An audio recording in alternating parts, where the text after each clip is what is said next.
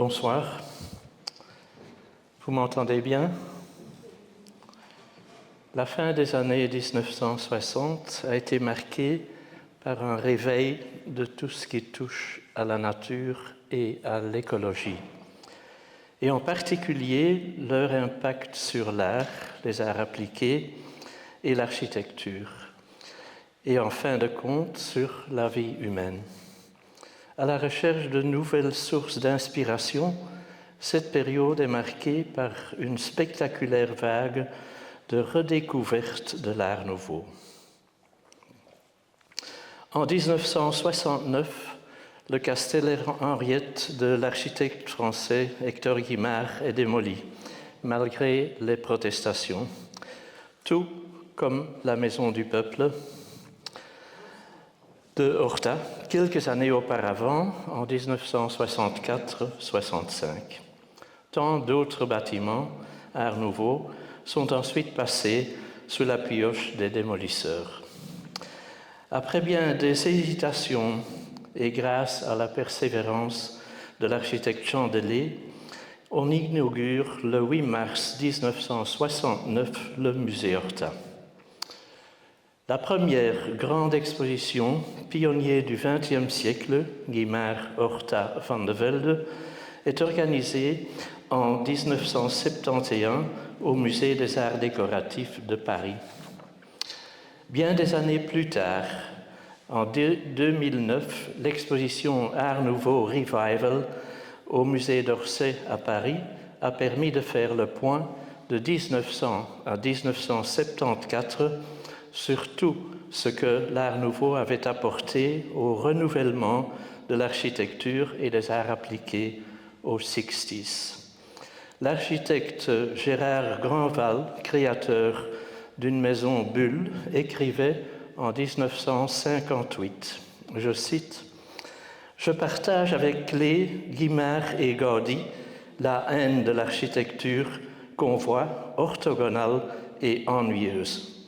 Il faut que le délire soit possible si l'on ne veut pas périr dans un monde régi par des boy scouts et des sociologues pontifiants. » Durant les années 60, l'Art Nouveau est remis au goût du jour dans tous les domaines. Design, affiches, pochettes de disques, bandes dessinées, publicité, presse, art appliqué et notamment aussi l'architecture. Toute la société se laisse séduire par l'Art Nouveau. Quelques exemples. Les Beatles avec Revolver en 1966. En 1970, le groupe rock anglais Humble Pie dans l'esprit d'Audrey Beardsley. Le fauteuil éléphant de Bernard Ronsillac de 1966 sous la devise « L'émotion est nécessaire dans la conception de toute création artistique ». Ou encore le fauteuil homme de l'artiste Ruud Franken, datant de 1971. Salvador Dali joue à cette époque un rôle important dans la redécouverte d'Antonio Gaudi. Cette photo, apparue dans le Paris Match du 26 juillet 1969. Salvador Dali, sortant du subconscient d'une entrée de métro de Guimard, tenant en laisse un tamanoir romantique. Il se fait journaliste surréaliste et emmène les lecteurs de Paris Match à la découverte de Barcelone. Gloire à Gaudi, dit-il, premier architecte hallucinogène. Le livre « La vision artistique et religieuse de Gaudi » de l'auteur Robert Descharnes est publié en 1969 sous l'impulsion de Dali. Il déclare en préface, je le cite, « 5 trahisons principales ont perpétré sans vergogne vis-à-vis de l'esprit de Gaudi par les panérégistes contemporains, c'est-à-dire par ceux qui n'ont pas approché son œuvre avec les 5 sens. Le livre contient des images étonnantes et révélatrices des œuvres de Gaudi, prises par le photographe Clovis Prévost, dont Dali disait qu'elles étaient les toutes premières photographies intelligentes. En 1967, l'architecte Peter Cook, membre fondateur du groupe Archigram, utilisait la couverture de son essai Architecture, Action and Plan pour montrer le plan de la maison du peuple de Horta, en mettant l'accent sur la structure. Il déclare, je cite, « La ligne structurelle est un bon point de départ pour l'architecture. » Les structures high-tech, à l'époque, font partie intégrante des réalisations d'Archigram. Mais Archigram et Peter Cook considèrent également l'architecture comme un ensemble d'idées basées sur les aspirations humaines les plus fondamentales. En un sens, pour eux, l'architecture est l'extension tridimensionnelle de notre personnalité et en même temps le modèle réduit de la nature. C'est ce qu'ils ont probablement retrouvé dans l'Art nouveau, l'architecture de Horta et de Gaudi. À cette époque, ils vont même jusqu'à adopter une forme extrême de cocooning. Nu et assis autour d'un totem technologique, l'architecte et théoréticien Rainer Banham et l'artiste François Delegret apparaissent dans un Transportable Standard of Living Package, une bulle standard transportable dans la nature, équipée de panneaux solaires pour une jeunesse nomade, hippie, mais hyper technologique. Avec Visiona, Werner Panton a créé des espaces oniriques ou des rêves spatiaux aux formes et aux couleurs inhabituelles. Une dynamique biomorphique à la recherche d'une sculpture habitée de concepts de vie d'avant-gardiste. Si l'on réfère à l'esprit de l'architecture de Horta, on pourrait également parler d'un monde de rêve comme d'une sculpture à vivre, destinée à la bourgeoisie de l'époque, renforçant la conscience d'exister par le bonheur. Cette mise en perspective était utile pour situer l'œuvre de l'architecte Renard Bram. Entre les expériments précédents et les esquisses de l'architecte Bram, il n'y a que peu de distance. Dès 1958, pour s'imprégner du langage formel des organismes vivants, il commence à faire des croquis de plantes et de coquillages, qu'il transforme ensuite en forme humaine d'habitation. Vous voyez quelques de ces dessins sur l'écran. Cette recherche s'accompagna d'un nouvel intérêt pour l'art nouveau, en particulier pour l'œuvre de Victor Horta. Dans son essai « Art nouveau et nous », publié en 1969 dans les communications de l'Académie royale flamande des sciences, des lettres et des beaux-arts de Belgique, l'architecte Renard Bram nous offre sa propre vision sur l'art nouveau et les leçons qu'il en a tirées pour redynamiser son architecture. Son admiration pour les concepts de l'art nouveau le pousse à évoquer la nature organique, qui est également un élément clé des créations de Horta et des artistes de l'art nouveau. Il présente son essai avec ses propres dessins créatifs, qui portent la marque d'une nouvelle approche émotionnelle et organique de ces concepts d'architecture et d'urbanisme. La trinité inséparable fonction, construction, forme des modernistes était le critère de base de son architecture dans ses œuvres antérieures. On retrouve ces principes, par exemple, dans sa maison personnelle à Anvers, datant de 1953, Ici, avec un volume compact, Brahms s'efforce d'utiliser rationnellement l'espace disponible. Avec la maison Van Humbeek de 1966, qu'il construit pour sa secrétaire, Brahms défend avec vigueur la mission spirituelle de l'architecture et l'expressivité de la forme. Il écrit, je le cite, « Outre le rapport fonction-construction-forme, nous devons inclure dans notre architecture l'attention spirituelle, c'est-à-dire le rapport, la proportion qui peut être expressive ou silencieuse, douce ou dure, joyeuse ou triste, petite ou grande, bourgeoise ou aristocratique, paysanne ou constamment en mouvement ou inerte. » Cette maison est la plus sensuelle, la plus féminine, mais aussi la plus poétique et biomorphe de son architecture résidentielle. Le langage des formes organiques y est totalement présent, tant dans les façades que dans l'agencement de l'espace intérieur, créant un ensemble organique extraordinairement cohérent. Brahms décrit la maison comme une sorte de foetus, un condensé de vie, un environnement protectrice dans lequel l'occupant doit pouvoir se développer pleinement. Parallèlement à sa découverte de l'Art nouveau, Brahms veut absolument sauver le quartier Kogel-Zosi à Berchem près d'Anvers, joyeux de l'Art nouveau et de l'architecture éclectique.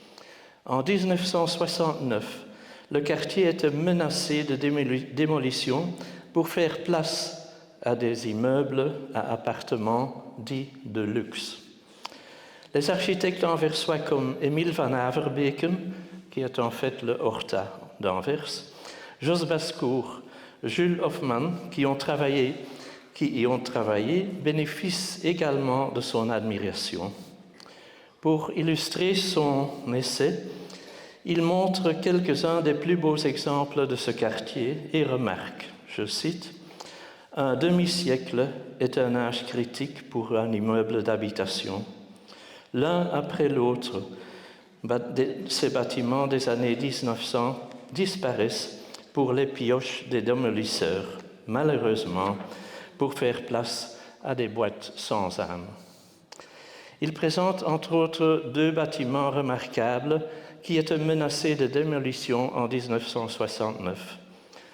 À gauche, le libéral Volkshuis, maison du peuple libéral, des architectes Van Asperen et Van Averbeek. Selon Brahms, ce bâtiment est une démonstration de l'intégration des arts au service d'une forte idée directrice. La maison qui porte le nom de Zonneblum, le tournesol, à droite, de l'architecte Jules Hofmann est, selon Brahms, précieuse pour son traitement spatial imaginatif dans l'œuvre de cet architecte qui tend vers le fantastique. Brahms est à l'origine du sauvetage du quartier Kogel-Zosi à Berchem, où l'on trouve non seulement de l'architecture Art nouveau, mais aussi toute une gamme d'architecture résidentielle éclectique, expérimentale. Son essai témoigne de sa profonde inquiétude quant à la sous-évaluation, au manque absolu de reconnaissance de l'architecture résidentielle de l'Art nouveau. Il écrit, je le cite, « Il est utile d'attirer l'attention sur les exemples typiques dans l'attente d'une étude plus approfondie qui remettrait définitivement les choses au point. » Et c'est en 1970 qu'à la demande du ministre flamand de la Culture que notre ASBL Sint-Lucas Archive étudie l'ensemble du quartier, en tenant compte de la structure urbaine spécifique, de son architecture unique et de sa végétation. Nous avons essayé, par des recherches historiques et architecturales, de promouvoir l'Art nouveau et l'architecture éclectique dans ce quartier, fascinant, en utilisant des outils graphiques dont nous disposions en 1970. Croquis de façade, représentation graphique de bâtiments remarquables. Il a fallu encore 10 à 15 ans pour que ce quartier soit officiellement classé en tant que patrimoine urbain et que plusieurs classements sont pris en compte. L'architecte Brahm ne cache pas son amour de l'Art nouveau et des structures organiques de la nature. Je le cite, « Rien n'est plus imaginatif que la forme organique de la nature », écrivait-il en 1969. Il conçoit ses projets comme une suite, je le cite encore, une suite amoureuse de la nature, comme des organismes naturels se développent dans un contexte écologique particulier. Dans son essai, il écrit, je le cite, « Ce que nous pourrions retenir de l'Art nouveau, c'est la croyance dans l'organisation et la conception de l'espace par l'expérience individuelle à partir d'une volonté créatrice omniprésente. »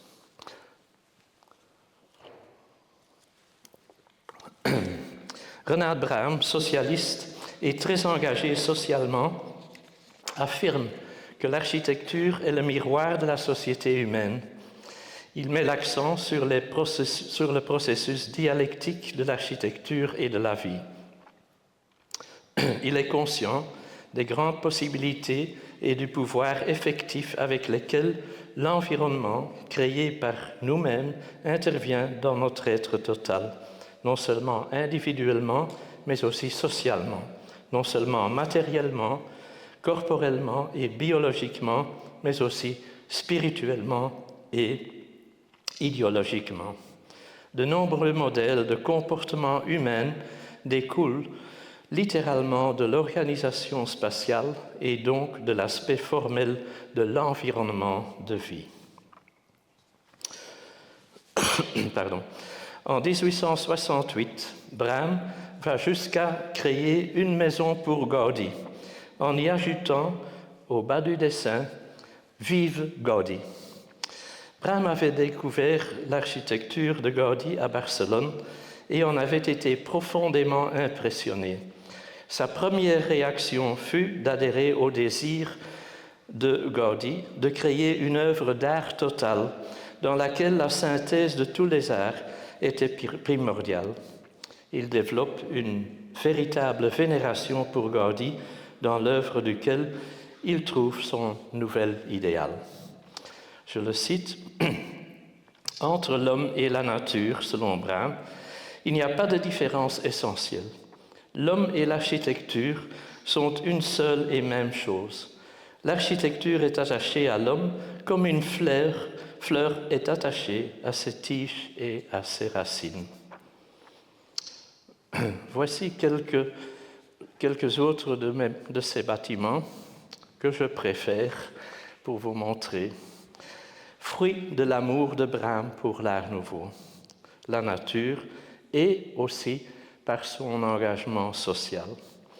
En 1979, il a achevé la conception urbaine et architecturale de cet ensemble de logements sociaux dans la commune de Beaume. Son architecture se présente sous un angle biomorphique.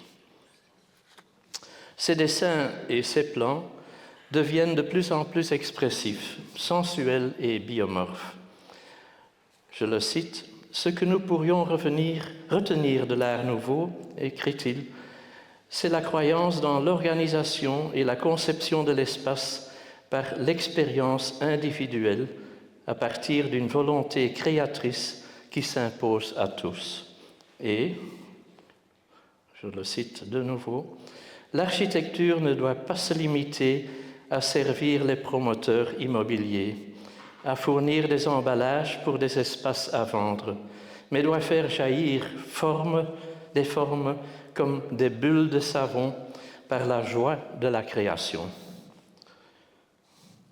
Après un long processus et de nombreux avant-projets, Brahm réalise en 1976 le bâtiment du rectorat de la Vrije Universiteit Bruxelles, l'un de ses derniers projets. En plan et en structure, le bâtiment a la forme d'un ellipse allongé. Il compte 6 étages et sa façade en briques jaunes pâles est percée de plus de 700 fenêtres rectangulaires aux encadrements sombres qui, dans un alignement serré, soulignent à la fois la verticalité et l'horizontalité du bâtiment. Le rectorat a été baptisé le cigare de Bram. Le célèbre dessinateur et illustrateur Gerard Alsteens Gall, pour qui Bram a d'ailleurs dessiné une maison, s'est représenté lui-même en train de fumer le cigare de Bram. On entre dans le bâtiment sous un auvent accueillant en béton. Cet auvent, pour lequel il a réalisé plusieurs avant-projets, est le seul élément qui présente un caractère organique. Voici l'auvent en réalité. L'intérieur est plus expressif et coloré que les façades, qui, à l'exception de l'auvent, respirent l'austérité et la simplicité. Une cage d'escalier bien colorée et un mur en briques décoratif. Entre 1976 et 84, l'architecte réalise 500 mètres de peinture murale. Il les réalise lui-même. Elles sont disposées de manière thématique et s'étendent en un parcours ondulant du rez-de-chaussée au 5e étage. De bas en haut, elles illustrent l'énergie, le feu et l'eau, l'origine de la vie, la terre primitive, l'homme, la révolte et enfin le but ultime, l'homme libre dans un environnement de pensée libre. Pour reprendre les termes de Bram, je le cite, « La véritable architecture de notre époque, comme l'Art nouveau, ne fait pas de distinction entre la sculpture, la peinture et l'organisation de l'espace. » En construisant en 1973 le pavillon de la sculpture dans le parc Middelheim à Anvers, l'architecte Bram a voulu matérialiser le principe d'une véritable intégration des arts dans l'architecture et la nature. Les avant-projets montrent sa préférence pour une architecture plastique aux lignes fluides, pleinement intégrée à l'architecture du parc avec une attention particulière à la lumière. Sur les façades latérales, les profils des voûtes combinés aux gargouilles en béton évoquent l'image de mouettes s'envolant comme un accent expressif. Dans son essai de 1969, Bram écrit, je cite, « L'architecture doit d'abord être musique, puis instrument, d'abord équipement, puis béton et verre, d'abord force active, puis matériaux. Nos rêves sont meublés de fleurs odorantes, nos cauchemars sont peuplés de cristaux vénéreux. Malheureusement, nous construisons plus en blocs qu'en fleurs qui rayonnent de l'amour. L'Art nouveau était parfois de mauvais goût, mais il chantait la vie, les fleurs, les femmes, le mouvement, la mer et le ciel, les rubans flottants, la chaleur et le soleil. La motivation de Renard Bram est-elle similaire à celle de l'architecte Eero Saarinen, le génie des structures expressives, comme le Transworld Flight Center à l'aéroport international John Kennedy de New York en 1962. Après tout, sa devise est la suivante. La fonction a une influence sur la forme, mais ne la domine jamais. Son père, Elil Saarinen, était d'ailleurs un architecte et un artiste renommé de l'Art nouveau. La renaissance mondiale de l'Art nouveau est à mes yeux indéniablement liée aux années choc 1968, où la musique, la mode, le design, la photographie, la radio et la télévision, le cinéma, le théâtre, la littérature, l'art et l'architecture ont été revivifiés par les exemples d'un Gaudí, d'un Horta et de tant d'autres artistes de l'Art nouveau. Renald Bram en est l'un des témoins. L'imagination au pouvoir. Merci.